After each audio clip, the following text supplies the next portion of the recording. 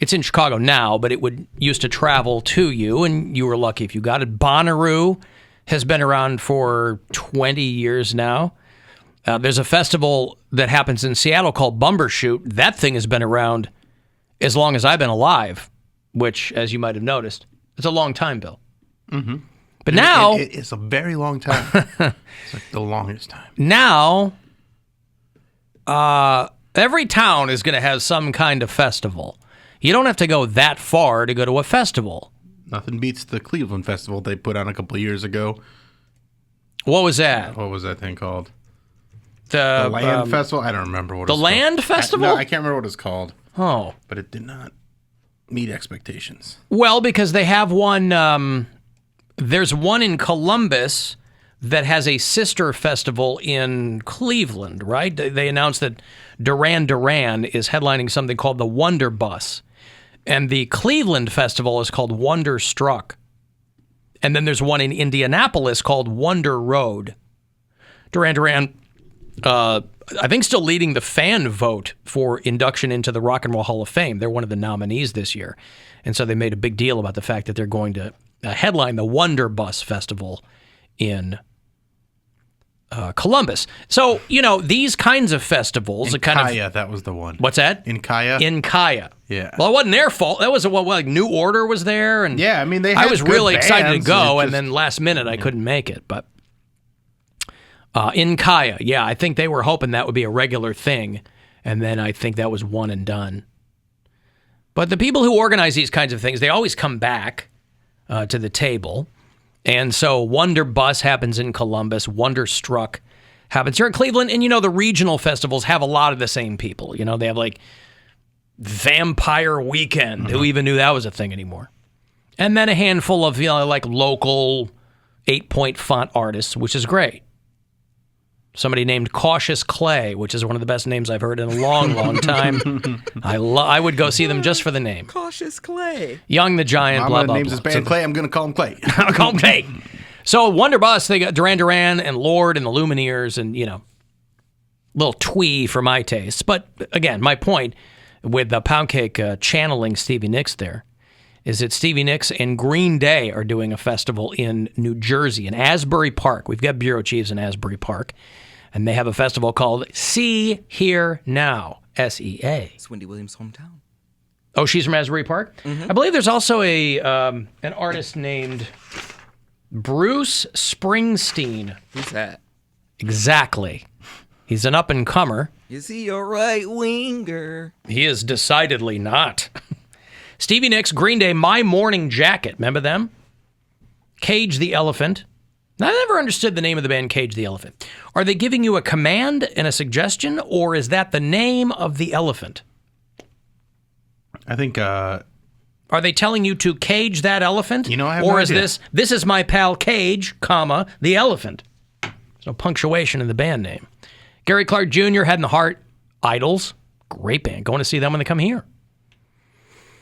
So no matter where you are, there's going to be a festival near you. You don't even really have to travel anymore. And that's the fun of these things. There are some people who all they do are festivals, like big acts. All they do are festivals. You can have a lot of baby bands doing festivals because that's where you get to be on a big stage in front of a lot of people. And it's the same company that does Lollapalooza and ACL and all that stuff. But if you're a fan of, again, I'm not sure who's doing the Wonderstruck Festival here in Cleveland. But Wonder Bus is the analog down there in Columbus. And, of course, Wonderstruck is my favorite AC/DC cover band. They just, I believe that's what they're called. But Wonder is clearly part of July 9th and 10th here in Cleveland, Ohio. It's called Wonderstruck. The Lumineers Vampire Weekend, all-time low. Michael Franti and Spearhead. Wow. Anywho, Saint Motel. It's a panoply of all kinds of different bands. I mean, I like Vampire Weekend. That's, You do? yeah, Oh, boy. I do. Vampire Weekend. What, you couldn't do it the whole week? It's just for the weekend, bud. That's lazy. Boat shoes will still fit you any day of the week. You don't just have to wear them over the weekend. Well, they like to just do things on the weekend, all right? Yeah, I They're guess vampires so. for the weekend. Everybody's vamping for the weekend. You know the song. I do. I heard it just the other day. So you don't have to look that far and or wide to get to a festival. I was reading about this dude that's going to prison for using COVID relief money to buy a Pokemon card. Man, see, That whole program is so replete with fraud that, Yeah. it was so poorly tracked. That PPP money. well, clearly it's okay at being tracked because they get these people. I mean, anyone can take out a loan, essentially. It's just a matter of getting that loan back. That's how they find out that it's fraud. They're like, oh, wait, you can't afford to pay this? Oh, wait, you have no business? Then Yeah, right. This is a guy in Georgia. Pokemon card. He claimed to own a small business and supported 10 employees, so he got a loan for $85,000. He spent $57,000 of it to buy a Charizard card. I knew it was Charizard for some reason. How I did you knew- know that? Is that I like a don't- super? Well, it must be a super rare card. Yeah, it's Or a. he just got really taken. Well, it is. I mean, because I had Charmander cards and I What's never. the difference? Different character. It evolved. Charizard. The whole reason why they love Pokemon cards, well, I'm not gonna say the whole reason why, but the allure of them is that it starts out as something and then it evolves. So once you play the game at a certain level, your Pokemon then evolves. Right, So- but if you don't have the card, But like I understand that how it works in the video game, but if you don't have the card, how can it evolve? that's the whole point. You need You have that- to buy more cards. Right, you need to, And but you never know which one you're getting unless you're buying That's- like in the pack. So That's the obsession with it because they make less of one card, Mm-hmm. and that's what makes a rare card. They're like they then only you can made win. Yeah, they only made 10,000 of these in the whole world. So these are cards that would be kept in plastic, like a jewel Yeah. case, right? So this guy is getting 3 years in prison. They're not dicking around. I mean, he'll probably be out in 8 months, but he got 36 months in prison for purchasing a rare Pokemon card for about $57,000. A first edition, this will make sense to you nerds, a first edition, shadowless, holographic Charizard card that had a 9.5 mint rating. And this guy took, again, that means that he still had about almost 30 grand left over. They ordered him to pay back the full amount of the loan plus $10,000. So they gave him 3 years, and then he'll have 3 years of supervised release after that. And he also agreed to turn over the card. So what do you think happens to the card? Because this guy bought the card. I mean, fair and square, he bought there's the some card. IRS agent that's like, I got this now. my right. my collection is complete. That's right. I'm not stealing any more cocaine from the evidence locker. I've got a rare Charizard card. Go win some tournaments with this. Yep. Then I put it right back. With a 9.5 gem rating, whatever. Yeah, so this sounds stupid. Of course they're worth something because they're rare. 10,000 though doesn't sound rare to me. Or is that a number you're just throwing out? I never played Pokemon. Well, 10,000 is in the whole world. Yeah, 10,000 Yeah, for is all pretty the rare. for all the cards that are out there. So I think that's rare, but I think there's levels of it too. So there's other like specialty ones that there's even less of, and I'm guessing this is one of those like very extremely rare Charizards. You know, I really am glad I didn't. I had a fascination with Pokemon cards like that, but I did As not. a child, I assume. Yes, as a child. But there Just are last some week. there are some adults like now that are obsessed with it. But as a child, I had cousins that it became an obsession. Like I was fascinated by it, but I did not have an obsession with it. What was the fascination? Because I thought it was cool. Like I liked the holographic cards, the graphics. I liked the idea that you are essentially using your imagination to duel, like to challenge people and win battles. Like When my son was about 7 or 8, I mean, he has binders of Pokemon cards. These binders are somewhere Should find them. Yes, we should. But I'm curious where they are now. So people who like to play chess, Pokemon cards isn't much different than playing chess. I mean, Don't tell Bobby Fischer that. I'm just saying, like in chess, Gary Kasparov. different pawns. I guess I don't know necessarily what you call the chess pieces. Yeah, but there's different It's the moves. same chess, right? But the same chess pieces are used for each match, and you can't upgrade your queen Correct, but I'm saying this is to a degree where you go, I win no matter what. in language terms. I'm just saying for people who don't play Pokemon cards, That's a strategy game. It is each card has its own powers. It evolves. So then it where has weakness. So that's if you're sitting there playing. It's like any other card game. I assume Magic the Gathering or whatever. It's like any other card game. How does that? What's the allure of the Pokemon Go, where people are out in a park trying to find? because you can. That's all app based. That's all. I've never played Pokemon. That's Go. the Pokemon that's Go. the- That I actually have played that. So that's you catch them, and then you can catch a super rare Pokemon, or you can evolve it by winning battles and stuff. So like that's that. just the tech evolution of the card game, Right. Okay. And did the card game come out before the video game, or did the video game come out first? Because there's the video game God, that I was don't like know. the They had like a Game Nintendo Boy game. Yeah, it was like a Nintendo game back in the day, and then I think it became the cartoon and the card game. No, it can't be. I think those cards were out in the 90s when Pokemon was Pokemon was out in the 90s. like I'm talking about like early 90s. I'm telling you, it's been out for a long time. Okay, well then, yeah, I don't I know. don't was know too though. young. I'm gonna look real quick. I did have It the looks Game to Boy. me like the games might have preceded the cards. The mid 90s, Yeah, that, but I don't know. First, third, fourth, fifth generation, blah blah blah. Right? It's still plus- going on. there's always good theme songs with the Pokemon shows. That's what I liked.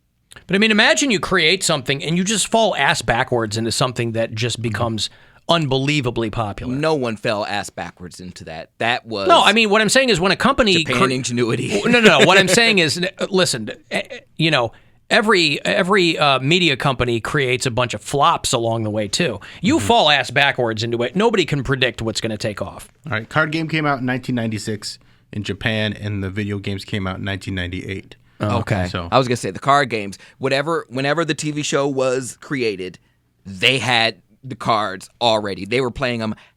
Kids were playing them at the bus stop. They were playing instead of doing recess. They were playing instead of playing Foursquare. They were playing Pokemon. I remember like that. It was just a crazy era because right after Pokemon, then there was like Yu-Gi-Oh. Right after Yu-Gi-Oh, there was Magic, and then after Magic, there was like Digimon. Like that was an entire era of my childhood that I'm like, wow, we really were like sold like a bill of goods for real, because they would put this stuff out, kids would eat it up, and every Christmas you already knew what it was. You were getting Pokemon cards. Pokemon is the fourth best-selling video game franchise of all time. And then the What's the first? Mario, which is also Nintendo, Mario, Tetris, and Call of Duty. Call of Duty is before Pokemon? Duty! Yes. Call of Duty's Number 4, Mario, Tetris, Call of Duty. Call of Duty's massive. yeah.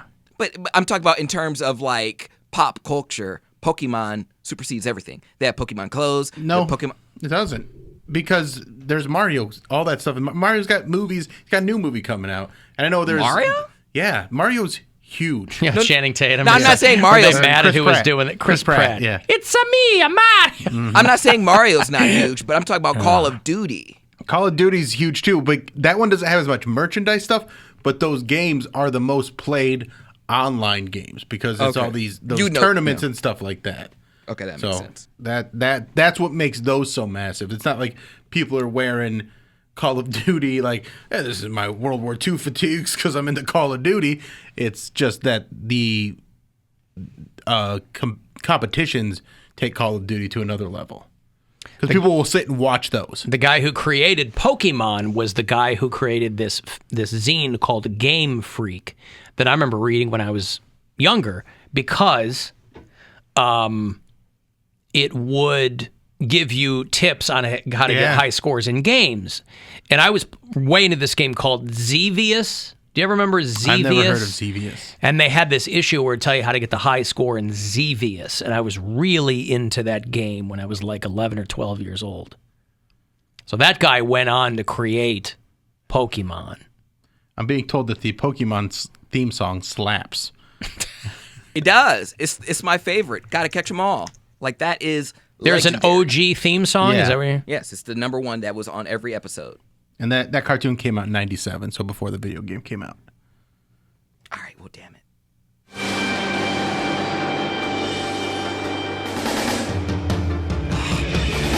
I wanna be the very Chills. best, like no one ever was. To catch them is my real test. To train them is my cause. This is the song? Yep. All across the land, search Clearly, nostalgia has a lot to do with the appreciation of this. these Pokemon to understand the power that's inside. Pokemon, gotta catch 'em all. It's you and me. I know it's my destiny. Oh. We might have a differing definition well, of slaps. You have to think of yourself as a small child watching that being so amped. That's why for I'm it. saying Yeah. nostalgia is on its Yeah. own. That song's not That good, blowing but my I could skirt see up. myself as I was too old for Pokemon, so Yeah. it wasn't hitting me like it hit other people. But I could see myself if it had hit when I was 8 or 9, I would be so hyped by that song. But instead, I get down to the music of the Transformers motion picture. You got the touch. Is that what that was? Yeah. Boogie Nights. You got the power. Alan Cox Show After Hours line. Anytime you want to leave a message there. 216-986-8903. Alan, Caleb, and Kent listened to the podcast from yesterday. You guys were talking about the jackpods and then the crack truck, and Mary referenced the other guys. She left out the important part there. They call that a soup kitchen. The Dirty Mike and the boys used. I think the soup kitchen reference could also be used for the jackpot. Talk to you later. Love you. Bye. Well, here she is. They left her under an overpass for the night. Did you find anything? We found a lot of stuff. From bodily fluid and hair samples, we determined that a bunch of old homeless dudes had an orgy in the car. Oh, God. Yeah. You know what that's called when they do that in there? It's called a soup kitchen. It's pretty rough stuff. Believe me, everybody that was in on this orgy was more than willing. In fact, they even left you a note here. Thanks for the F-Shack. Love Dirty Mike and the boys. Well, they left what we assume is a spite shrimp. He holds up a jar with, and then a pregnant raccoon got in there and blew her placenta all over the back window. Dirty Mike and the boys is very funny. The boys. There's the leader. That's Dirty Mike. Dirty And then Mike. there's the boys. A soup kitchen. I've got to take a break. I'll have Cleveland Charge tickets for you when I get some G League ball over at the Wolstein Center. It's a week from Sunday night. They're going to be playing the College Park Skyhawks. That's a minor league team for the Atlanta Hawks. So Cleveland, Atlanta on the 20th. So if you want to get to some ball over at the Wolstein Center, we'll hook you up. 35192 on a text for anything else, and we'll be back. It's the